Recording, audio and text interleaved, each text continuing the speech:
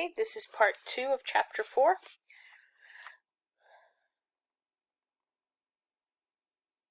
Ellen sobbed out loud and put her face in her hands. Papa put his arm around her.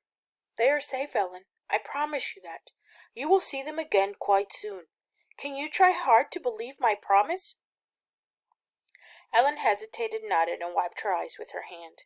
"But Papa," Anne-Marie said, looking around the small apartment with its few pieces of furniture, the fat stuffed sofa, the table and chairs, the small bookcase against the wall. "You said that we would hide her. How can we do that? Where can she hide?" Papa smiled.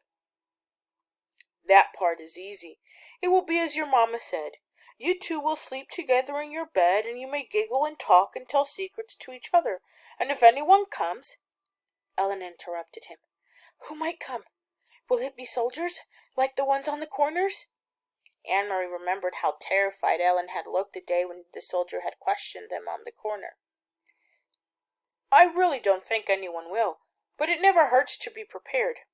If anyone should come, even soldiers, you two will be sisters. You are together so much it will be easy for you to pretend that you are sisters." He rose and walked to the window. He pulled the lace curtain aside and looked down into the street. Outside it was beginning to grow dark. Soon they would have to draw the black curtains that all Danes had on their windows. The entire city had to be completely darkened at night. In a nearby tree a bird was singing. Otherwise it was quiet. It was the last night of September. "Go on now and get into your nightgowns. It will be a long night."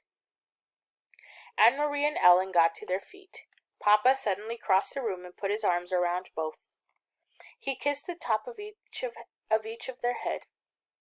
Anne-Marie's blonde one, which reached to his shoulder, and Ellen's dark hair, the thick curls braided as always into pigtails.